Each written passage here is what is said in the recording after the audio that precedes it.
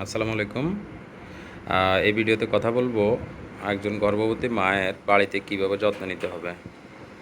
বিষয়টা হচ্ছে একজন গর্ভবতী, শুধু গর্ভবতী না, সব ক্ষেত্রেই, সকল পেশেন্টের ক্ষেত্রেই, গর্ভবতী যদিও একটা স্বাভাবিক প্রক্রিয়া গর্ভ হওয়া, ওনাদের ক্ষেত্রেও সবার ক্ষেত্রেই শুধু যে ডাক্তার বা ক্লিনিক, স্বাস্থ্যকেন্দ্র, হাসপাতাল ওখানে সেবা নিয়েই উনি সুস্থ হয়ে যায় বা সুস্থ হয়ে যাবে বিষয়টা এরকম না, বা সুস্থ থাকবে বিষয়টা এরকম না।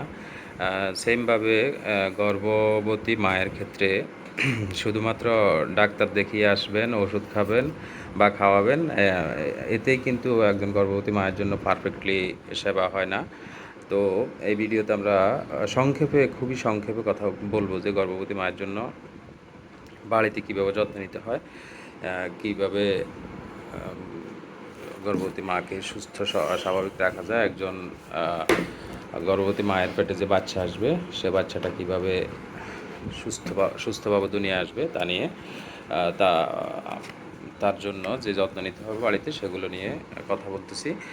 আমার হাতে একটা দেখতেছেন চার্ট আছে, গর্ভকালীন সেবা বাড়িতে যত্ন, বাড়িতে কীভাবে গর্ভবতীর যত্ন নেওয়া যায়। একদম এখানে পয়েন্ট আকারে লেখা আছে, আমি একটু পড়ে শোনাই।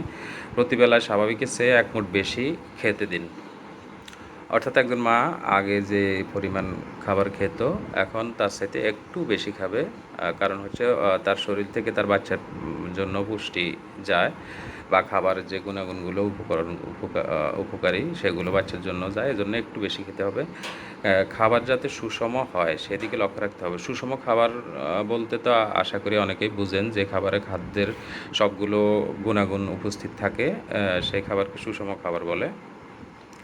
বেশি করে পানি খেতে বলতে হবে, স্বাভাবিক, সবাই বুঝতেছেন। গর্ভবতী মাকে হাসি খুশি রাখতে হবে। আসলে গর্ভবতী মাকে টেনশনে রাখলে অসুবিধা, বাচ্চার জন্য অসুবিধা। গর্ভবতী মায়ের নিজের শারীরিক মানসিক মানে সমস্যা, টেনশনে চাপে এগুলোর মধ্যে রাখলে, ওনার যদি কোনো জটিলতাও থাকে তাও ওনাকে সাহস দিতে হবে, ভরসা দিতে হবে।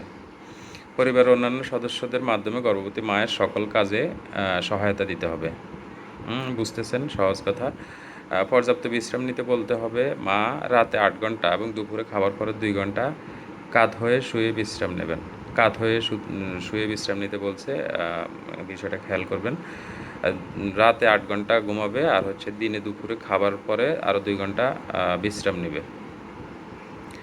আর হচ্ছে তাকে মানসিকভাবে প্রস্তুত রাখতে হবে, তাকে সাহস দিতে হবে যে আসলে গর্ভ হওয়া বা বাচ্চা হওয়া, ডেলিভারি হওয়া এগুলো আসলে প্রাকৃতিক নিয়ম, এগুলো সৃষ্টিকর্তাই এইভাবে সিস্টেম করে দিয়েছে মহিলাদের জন্য।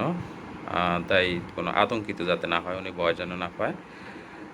পরিবারের সবার সহায়তায় প্রসব পরিকল্পনা করতে হবে।